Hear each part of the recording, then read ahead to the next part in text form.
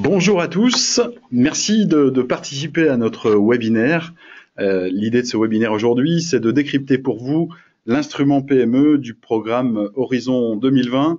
Je me présente, Alexandre Hubert, en charge chez Hemming des partenariats, avec un rôle d'animation de nos 30 partenaires sur l'ensemble du territoire. Je suis avec Nicolas Gibaud. Bonjour à tous. D'Inspiralia, qui est effectivement en charge d'échanger notamment avec les entreprises sur l'ensemble de la France. Si vous voulez bien, nous allons démarrer tout de suite avec peut-être quelques éléments d'introduction pour notamment vous préciser à la fois les types d'entreprises qui sont éligibles à ce programme, ainsi que la nature des projets qui sont attendus. Alors, on parle effectivement de PME, on parle de PME au sens communautaire. Je ne vais pas revenir sur les détails de ces critères. Ce qui est important, une PME, c'est une entreprise de moins de 250 personnes qui est autonome, qui réalise un chiffre d'affaires inférieur à 42 millions d'euros ou 50 millions d'euros sur le total du bilan, et effectivement une détention qui ne doit pas être supérieure à 25% par une autre structure. On parle évidemment de PME innovantes puisqu'on est sur des projets technologiques. Au-delà, j'allais dire, de cette activité, la nature des projets et votre ambition sont également des critères importants. Alors, il y a trois éléments qui sont majeurs par rapport à une PME qui sera lauréate d'une autre. L'ambition à l'international, le fait effectivement d'aller conquérir des marchés, notamment sur l'Europe, voire au-delà. Le fait d'être, j'allais dire, détenteur d'une innovation, de préférence une innovation de rupture. Évidemment, plus votre innovation sera disruptive et plus votre projet sera bien évalué, en tout cas bien noté. Et enfin, la capacité de l'équipe qui est mise en avant dans le cadre de ce projet à l'implémenter sur la durée. Voilà les trois critères auxquels on va s'intéresser. Cet instrument PME n'a pas d'égal en Europe, puisqu'on parle effectivement pour le financement de la phase 2 d'une subvention allant de 500 000 euros à 2,5 millions d'euros, à concurrence de 70%. Ça veut dire qu'il y a 30% pour la PME à investir sur fonds propres. Ces financements, du fait de leur attractivité par rapport à ce que je viens d'évoquer en termes de subventions, sont évidemment très compétitifs. De ce fait-là, beaucoup de dossiers sont reçus par la commission et la plupart d'entre vous savent que les taux de succès sont assez faibles sur l'ensemble effectivement des déposants. On reviendra tout à l'heure sur ce point. On a choisi chez Hemming d'identifier en Europe un partenaire qui nous semblait avoir en tout cas le meilleur track record, la bonne équipe pour travailler là-dessus. Et l'histoire nous montre que nous ne nous sommes pas trompés en choisissant le cabinet Inspiralia avec lequel on collabore sur ce dispositif en particulier. Rentrons un peu plus dans le détail. J'évoquais tout à l'heure effectivement cette notion d'éligibilité pour l'entreprise, du fait d'une part de son statut, que vous avez effectivement ici sur la gauche pour les principaux éléments que l'on reprend. Cette volonté effectivement d'aller à l'export, c'est vraiment un point très important. De ce fait-là, une entreprise qui pour le coup développerait un produit pour le marché français ne serait pas éligible à cet instrument. Et enfin, un produit à faire financer en termes d'industrialisation, avec une notion importante sur laquelle on va revenir tout à l'heure, qui est le TRL, le Technology Readiness Level, sur une échelle qui est de l'ordre de 6 environ, avec une preuve de concept vis-à-vis de ce projet. Justement, l'échelle TRL, on y arrive. Il est important de respecter cette notion-là. On n'est pas sur du financement de la recherche, sur des TRL faibles. On est bien sur un TRL assez élevé qui permet de faire financer finalement l'industrialisation, le scale-up de votre projet. Donc, on est bien sur une échelle d'entrée, voilà, qui se situe aux alentours de 6. Et effectivement, cette notion de 70% par rapport au financement, on y reviendra tout à l'heure puisqu'il y a une notion de fonds propres que devra consacrer l'entreprise sur notamment la phase 2. Une précision importante, la Commission européenne qui a fait naître finalement cet instrument depuis 3 ans maintenant, il consacre 3 milliards d'euros sur l'ensemble du programme Horizon 2020, ce qui est une somme tout à fait conséquente. On poursuit un petit peu, on rentre un peu plus dans le détail, notamment des phases. Alors cet instrument PME aujourd'hui fonctionne avec 3 phases. On va s'intéresser aux 2 premières, puisque la phase 3 était essentiellement une phase d'accompagnement sur la commercialisation. On retrouve donc ces 2 phases. La phase 1 permet de faire financer la faisabilité sur une période de 3 à 6 mois avec un financement qui est de 50 000 euros de subvention qui est délivré effectivement pour réaliser cette phase de faisabilité qui, une fois obtenue, permet notamment de construire le dossier de phase 2 en vue d'obtenir le financement entre 500 000 et 2,5 millions d'euros, financement qui couvrira l'industrialisation, comme on le disait, c'est-à-dire la fin de la R&D et le fait de pouvoir investir dans des moyens permettant de sortir un produit commercialisable sur une période de 12 à 24 mois. Et vous avez respectivement 2 dossiers, un dossier d'environ 10 pages pour la phase 1 et un dossier de 30 pages sur la phase 2, dossiers bien évidemment sur lesquels interviennent Inspiralia de façon très poussée, mais on verra ça un petit peu plus loin. De quelle nature de projet parle-t-on et de quel type de technologie? Aujourd'hui, on a la chance sur cet instrument, l'Europe en l'occurrence est assez ouverte par rapport aux technologies qui sont concernées. Alors, on parle effectivement des technologies clés, on parle également des défis sociétaux. On pourra revenir tout à l'heure si vous avez des questions sur ces points-là, mais la plupart aujourd'hui des technologies sont concernées par cet instrument. On parle bien évidemment d'un projet innovant. Pour le coup, à vous de juger si on est sur une amélioration substantielle qui sera plutôt pas éligible, d'une innovation effectivement de rupture qui pourra rentrer dans le cadre de ce financement. Une précision importante, et c'est probablement ce qui fait l'attractivité de cet instrument, c'est qu'il ne nécessite pas de partenariat, c'est-à-dire que la PME peut aller seule ou faire effectivement mener ce projet avec des partenaires, c'est à sa discrétion. Hein. On est bien également sur une approche bottom-up, c'est-à-dire que les projets sont proposés par les PME. Alors, les 2 points vis-à-vis du budget de la Commission, on les a déjà abordés tout à l'heure. On est sur un budget 2018 qui augmente de façon assez significative, d'environ 10%, avec près de 500 millions d'euros qui sont consacrés sur 2018 à cet instrument.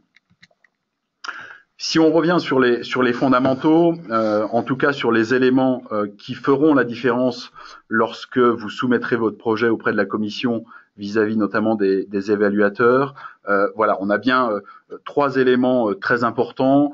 La stratégie à l'international de votre entreprise vis-à-vis de ce projet, la notion de solution technique au travers du concept que vous portez, hein, et donc de l'innovation qui fait jour par rapport à ce projet, et enfin la position de leadership que vous avez, j'allais dire, du fait de cette technologie d'une part et du fait de cette ambition à l'international d'autre part. Un point important qui sera également à souligner au niveau de la proposition, c'est l'élément incitatif pour la Commission européenne de financer votre projet plutôt qu'un autre. On reviendra effectivement sur ces éléments. Je vais passer la parole à Nicolas qui va vous présenter un retour d'expérience depuis la naissance de cet instrument, c'est-à-dire sur les 3 années qui viennent de s'écouler. Ok, merci beaucoup Alexandre. Alors je rappelle qu'effectivement si vous avez des questions, gardez-les précieusement et envoyez-les nous. On pourra les lire et y répondre à la fin de notre présentation à peu près à 15 heures. Donc retour d'expérience sur l'instrument PME. Alors pourquoi 2014? Parce que l'instrument PME a commencé en juin 2014. On est actif sur l'instrument depuis le début. On accompagne donc des porteurs de projets à travers l'Europe. un certain nombre. On en a accompagné plus de 400 en fait à ce jour, euh, dans le sud de l'Europe, dans le nord de l'Europe. Beaucoup d'acteurs évidemment en France, Italie, Allemagne. Les lauréats, il faut savoir, viennent de tous les pays. Il n'y a pas de distinction nationale ou de budgets nationaux. Les projets sont évalués tous de la même manière, selon la même grille, et ce sont ceux qui obtiennent les meilleures notes qui vont pouvoir être financés. Ça, c'est vraiment le premier point. On est tous égaux face aux experts de la commission. Sur l'instrument, effectivement, on accompagne, donc là c'est pour vous donner deux exemples en fait de structures qui ont été lauréats à différents niveaux d'instruments. À gauche, une PME start-up en fait, Kivivo. Donc c'est à peu près une vingtaine de personnes qui développent des thermostats intelligents, comme on peut le voir sur la petite image, donc qui permettent donc de contrôler, de réguler la température, donc les équipements de chauffage d'une maison pour les particuliers, et qui commercialisait une première version, qui a candidaté auprès de la Commission européenne pour mettre au point une nouvelle version, qui est donc une amélioration de ce qui existe déjà, mais qui est de rupture, comme disait Alexandre, parce que il y a de l'intelligence à embarquer, on va dire, qui va venir apporter un confort et des économies d'énergie de façon très substantielle pour les clients. Donc ça, c'est un projet qui a été lauréat phase 1 puis phase 2, qui a remporté un peu moins de 1,2 million d'euros de subventions pour développer la nouvelle version. Donc dans leur cas, ils avaient déjà, on va dire que leur prototype, leur TRL, c'était un premier produit qu'ils vendaient, et ils ont obtenu un financement pour développer une nouvelle version du produit qui sera à destination de l'Europe. C'est un projet qui est en cours avec la Commission européenne. Une autre PME en France, alors là, une structure un peu plus grande, on est sur 120 personnes, une PME très établie, Pinto, près de Fougères, près de Rennes, expert dans les fondations, donc sur un métier très dans le BTP en fait, génie civil, et qui a développé une idée, en fait, une innovation de fondation thermique. C'est une vieille idée, mais remise, actualisée, très innovante pour capter l'énergie dans le sol et venir grâce à ça apporter des calories dans le bâtiment. Ça, c'est pour vous donner voilà une fourchette. Ça va vraiment de la start-up très innovante à la PME, innovante également, très établie sur son secteur depuis des dizaines d'années. Les projets éligibles, en fait, pour qu'on revienne dessus. Ce qui est important, c'est qu'effectivement la PME puisse... on a une attitude, on va dire. Voilà. Il faut qu'on soit capable de développer l'innovation que l'on va porter et de l'amener sur le marché. Ça ne veut pas dire qu'il faut faire tout seul, pour autant. Une PME va s'entourer de partenaires pour pouvoir mener son projet dans l'intégralité, mais elle doit pouvoir coordonner le projet. On va voir les trois axes qui sont évalués par la Commission européenne. Le premier axe, qui s'appelle l'excellence, qui correspond finalement à la qualité de l'innovation, si on va résumer. Donc c'est quel est le problème, quel est le besoin auquel on apporte une solution. C'est la première chose qu'on doit démontrer aux experts de la commission. Et ensuite, pourquoi nous? Alors pourquoi? Parce que notre solution, elle est unique, elle est innovante, et parce que on a accès, grâce à ça, en fait, enfin, nos clients vont bénéficier de nouveaux bénéfices. Ça, c'est le premier point. Deuxième point qu'on va appeler donc l'impact. L'impact, c'est la deuxième section, vous allez l'afficher sur l'écran. C'est en fait ce qui correspond au marché, le marché que l'on vise. Ce marché, quelle taille il a? Il fait plus d'1 milliard d'euros généralement. Comment est-ce que je le segmente? Quels sont les canaux d'accès sur ce marché? Quelle est sa dynamique, sa croissance? Et il va falloir expliquer à la Commission européenne à qui je vais vendre, grâce à qui, si je fais une vente en direct ou bien si je passe par des partenaires. Comment est-ce que je vais développer ces ventes? Quel est mon business model en réalité derrière? Ça, c'est quelque chose de très très important qui est surpondéré. Pour vous donner une idée, la première section excellence fait 25% de la note, tandis que la section impact fait 50%. La dernière section s'appelle implementation, qui correspond à la mise en œuvre, et ça c'est également 25% en termes de pondération. C'est comment est-ce que je vais mettre en œuvre ce projet, c'est comment est-ce que la sauce va prendre, voilà. Et donc pour ça, c'est une équipe évidemment. Comment est-ce que vous allez pouvoir mener ce projet, avec qui vous allez vous entourer, qui connaissez-vous, de qui avez-vous besoin? Et donc ça va être des experts, des consultants, des sous-traitants qui vont pouvoir vous accompagner. Et puis un détail des tâches qu'on va mener jusqu'à la commercialisation. Voilà. Ça, c'est ce que quand on peut, on va dire, justifier à la Commission européenne aux experts chacun de ces points, on va pouvoir être un projet éligible et surtout lauréat derrière. Alors, on va vous donner un exemple d'une PME en France, à nouveau, qui a été lauréat de l'instrument PME au travers d'un témoignage en direct, enfin, pardon, enregistré au travers d'un lauréat sur l'instrument qui s'appelle Jean-Baptiste Segard. Donc, on va pouvoir lancer la vidéo.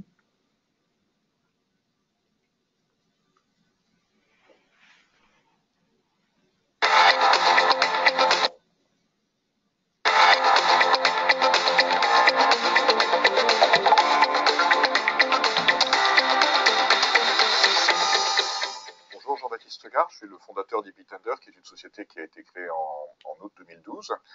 EPitender est une start-up. Notre objectif, notre mission, c'est de développer la voiture électrique pour tous et partout, en apportant un service de prolongation d'autonomie pour les dons trajets occasionnels. De manière très indirecte, en fait, on avait participé au concours EDF Pulse et j'ai été un jour appelé par un commercial d'Inspiralia qui s'appelle Nicolas Gibault en me disant ben voilà, vous avez concouru pour Horizon 2020 et votre produit nous intéresse, on voudrait vous aider. Et donc voilà, on a commencé nos conversations comme ça.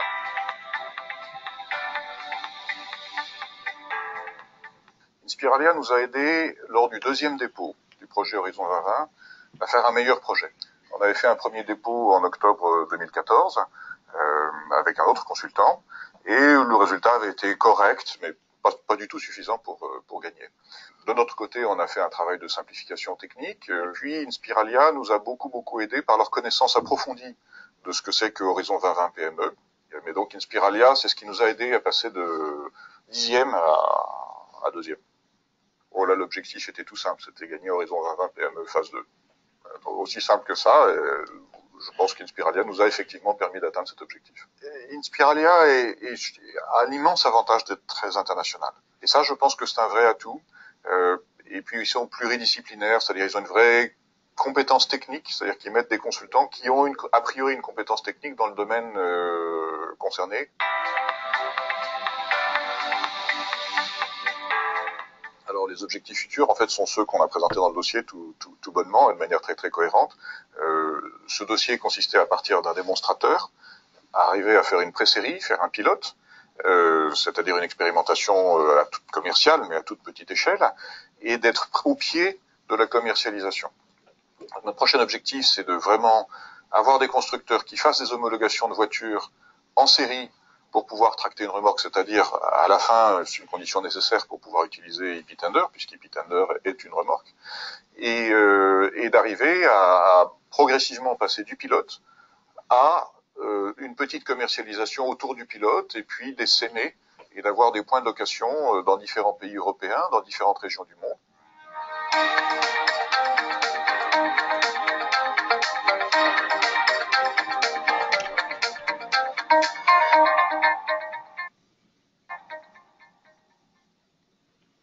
Bel exemple de projet financé.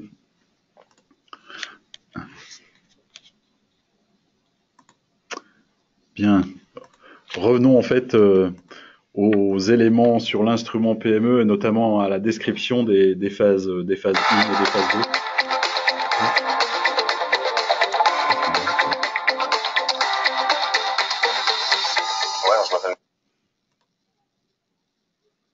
Petit problème technique, c'est les aléas du direct.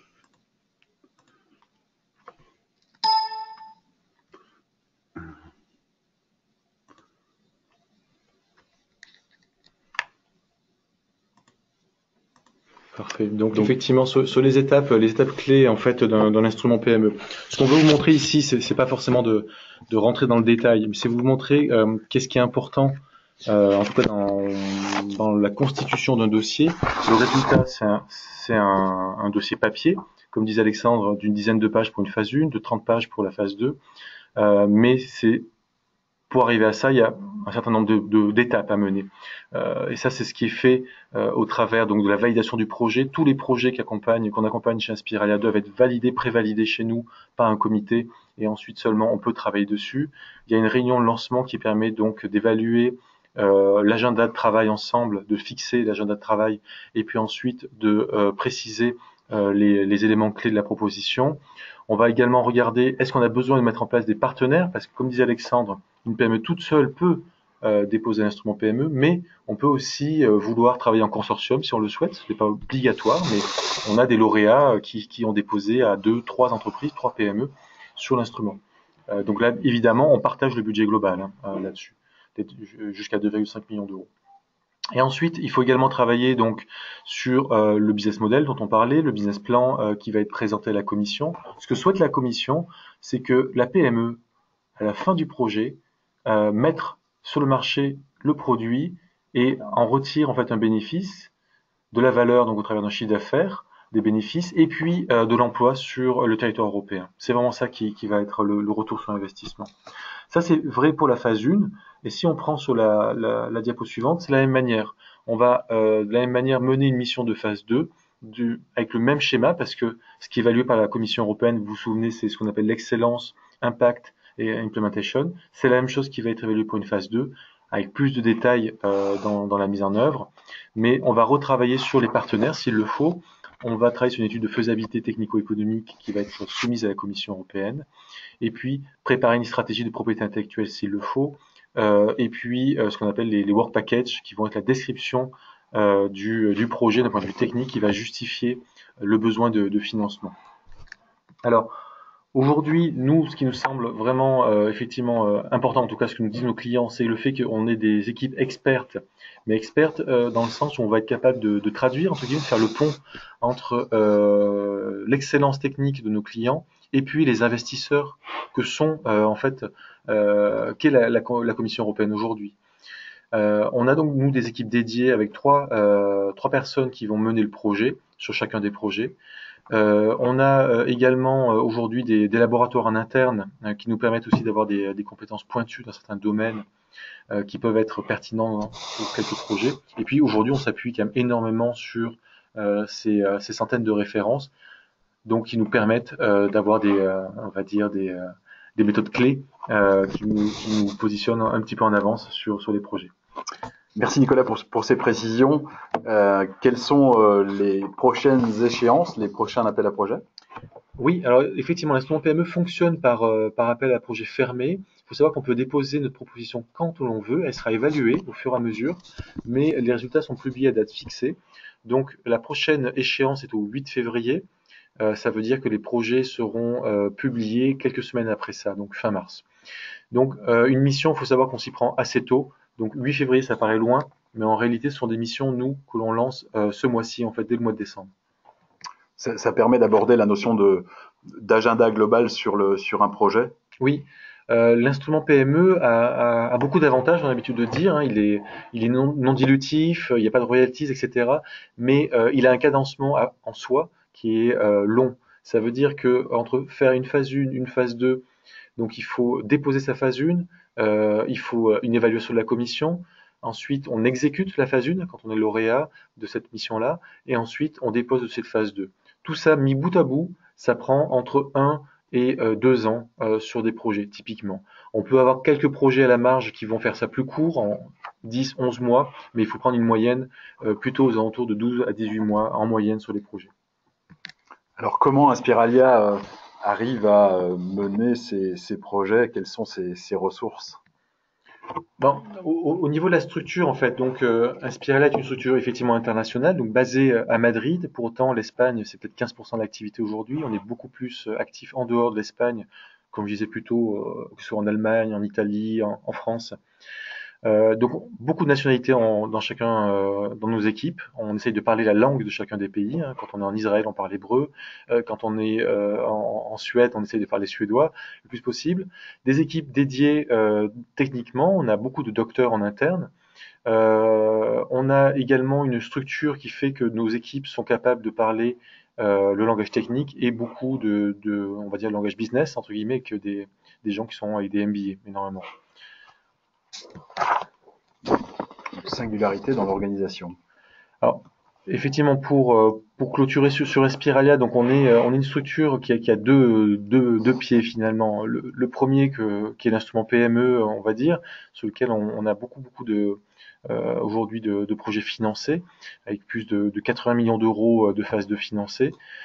Et puis également une deuxième activité qui est le développement dans nos propres laboratoires de nouveaux produits, donc c'est ce qu'on appelle la R&D. On est une structure qui fait à peu près maintenant un peu plus que 10 millions de chiffre d'affaires. On va atteindre les 12 millions cette année. Effectivement, donc bon, les stratégies d'innovation, c'est ce qui va nous permettre de fixer en amont est-ce que l'instrument PME est bien idoine par rapport à votre projet, et mettre au point le projet pour être financé. Le développement de produits correspond à nos laboratoires et le lancement sur le marché, c'est aider nos clients à mettre le produit dans les starting blocks et à le commercialiser. Ces 3 laboratoires, juste pour finir là-dessus, sont le premier dans le domaine du numérique, tout ce qui est simulation. Le deuxième est dans les matériaux, caractérisation de matériaux, et dans l'électronique. Donc beaucoup de projets en IoT, dans les revêtements sont accompagnés. Alors peut-être en introduction du slide suivant, peux-tu nous parler des résultats de l'appel à projet du mois d'octobre sur la phase 2 pour Inspiralia? Oui, alors c'est vrai qu'on a les informations toutes fraîches, donc ça tombe bien. Donc il y a eu des phases dont on a parlé, on appelle ça des calls au sein de la commission. Le dernier phase 2 était au mois d'octobre, on a eu les résultats cette semaine, la semaine dernière. Donc en France, on a eu 3 lauréats pour cet appel. Et sur ces 3 lauréats, en fait, 2 ont été montés par Inspiralia. Si je remonte sur le call de septembre, on est très content parce que 100% des projets phase 1 financés en France ont été menés par Inspiralia. Donc on est sur effectivement un bon train sur le territoire et on pense qu'il y a encore beaucoup de pépites qui pourraient être financées par l'instrument. Merci Nicolas, c'est très clair. Quelques mots sur Hemming. Notre métier est d'accompagner les entreprises sur la performance. La performance, effectivement, il y a un certain nombre de leviers qui permettent d'y arriver, qu'on précise ici, tout ce qui touche le contexte social, tout ce qui est relatif, bien sûr, aux achats et la supply chain, et enfin la finance et l'innovation, qui est le sujet sur lequel Nicolas et moi opérons. Alors, quand on parle effectivement de finance et d'innovation, l'idée c'est d'apporter des marges de manœuvre financières à nos clients, leur permettre finalement de préparer les investissements de demain en les identifiant et en apportant des clés pour les financer. On a sur nos métiers 3 maîtres mots que sont la notion de sécurisation, sécuriser les positions actuelles, d'accélérer effectivement les projets à venir avec un certain nombre d'outils et également beaucoup de compétences chez nous. Et enfin, anticiper, quand on parle de technologie, effectivement, on sait que l'anticipation, elle est importante. Quelques éléments qui caractérisent notre entreprise, qui caractérisent Hemming, un peu plus de 400 ingénieurs et docteurs chez nous, dont d'ailleurs 30% de docteurs. Beaucoup de projets financés, on parle d'environ 15 000 projets. Quand on parle de ces 15 000 projets, on a toute nature, à la fois des projets éligibles au crédit d'impôt recherche, mais aussi des projets collaboratifs de recherche et développement, en particulier sur le programme Horizon 2020 et sur l'ensemble des dispositifs français. Tout ça pour générer finalement environ 1 milliard d'euros par an de cash supplémentaire pour nos clients. Voilà ici les leviers d'action sur lesquels on agit. Vous l'avez compris, 2 dimensions, tout ce qui touche effectivement au financement de la recherche et développement d'une part, et puis l'ensemble des leviers associés au management de l'innovation, de la stratégie de l'innovation, au pilotage de projets, en passant par des démarches qu'on appelle technology scouting, qui pourraient faire l'objet d'ailleurs d'un webinaire à part entière. Un mot de conclusion, Nicolas. Peut-être pouvons-nous dire que pour cet instrument PME, voyez grand, soyez ambitieux et l'Europe, j'allais dire, vous décernera, vous rendra lauréat avec à la clé cette subvention tout à fait significative. Oui, donc la prochaine étape, s'il devait y en avoir une, ce serait effectivement tous les projets sur lesquels on se positionne doivent être préqualifiés de notre côté. Donc c'est ce qu'on appelle une réunion de validation, qu'elle se fasse par Skype, en face à face, on trouve toujours un moyen d'évaluer un projet. Et ensuite, pouvoir orienter les projets soit sur une phase 1, phase 2, une phase de direct, ou bien d'autres projets.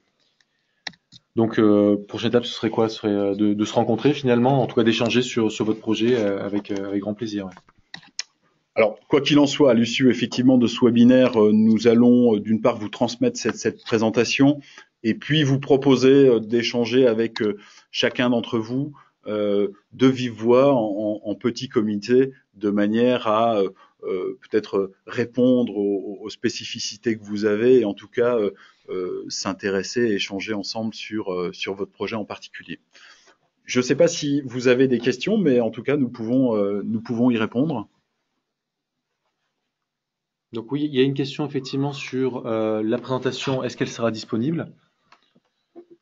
Absolument, c'est ce que je viens d'évoquer. On vous transmettra cette présentation par email dans l'après-midi ou demain matin, le plus tôt possible en tout cas. D'accord. Donc une autre question. Est-ce qu'on a d'autres questions qui sont... Alors, il y a effectivement un élément qui est posé vis-à-vis des fonds propres. On évoquait tout à l'heure que l'instrument PME couvre 70% du budget global du projet. Est-ce que la Commission européenne s'intéresse aux fonds propres des entreprises? Alors, effectivement, c'est un point qui revient souvent dans les projets, notamment en France, la question des fonds propres. Pour la Commission, il n'y a pas de corrélation directe, 1 euro de fonds propres pour 1 euro de subvention. Non, ce n'est pas le cas.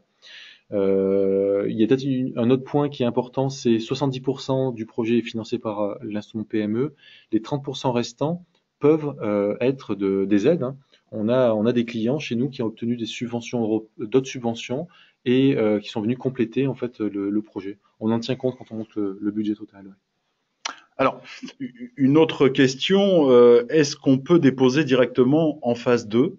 Alors oui, effectivement, c'est une exception à la règle qui a été prévue par la Commission européenne, qui a été mise en place et où on a vu beaucoup de projets déposés dans le domaine. Pour autant, aujourd'hui, faire ce qu'on appelle des phases de direct fonctionne moins que par le passé, tout simplement parce que la compétition est très très forte et la Commission nous indique que les projets qui sont passés par une phase 1 puis une phase 2 ont entre 2 et 3 fois plus de chances de gagner l'instrument PME. D'accord. Un dernier point, est-ce que selon toi, on peut cumuler l'instrument PME avec d'autres subventions?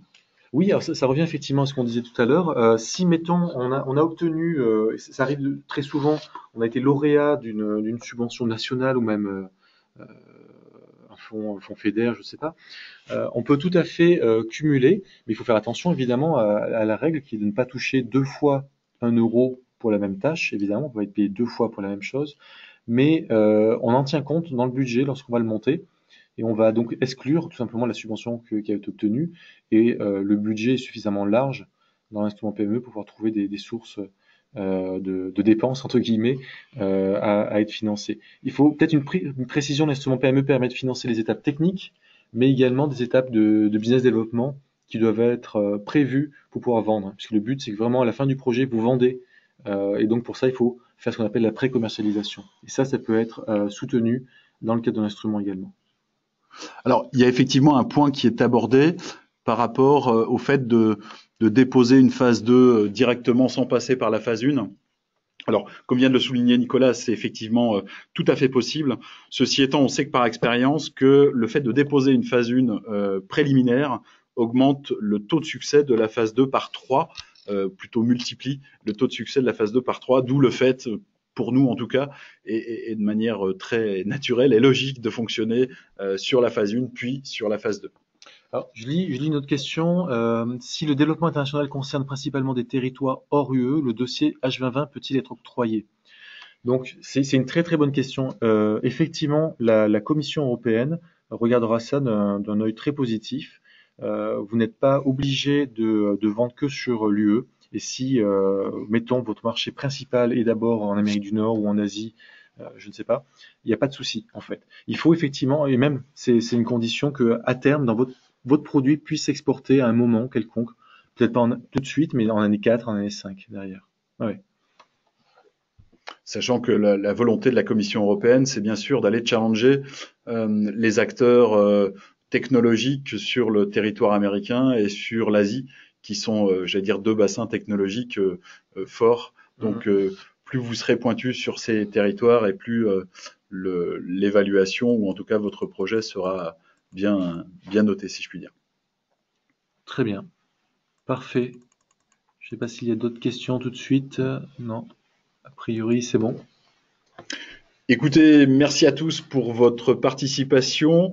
Vous recevrez effectivement cette présentation par mail et puis on vous proposera d'échanger avec vous en direct de façon à faire votre connaissance et peut-être rentrer un peu plus dans le détail d'un projet. Merci encore, bon après-midi à tous. Merci Alexandre. Merci Nicolas. Au revoir. Au revoir.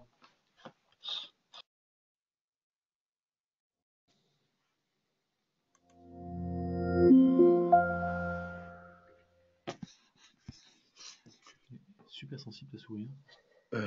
Du coup, on l'avait pas enregistré?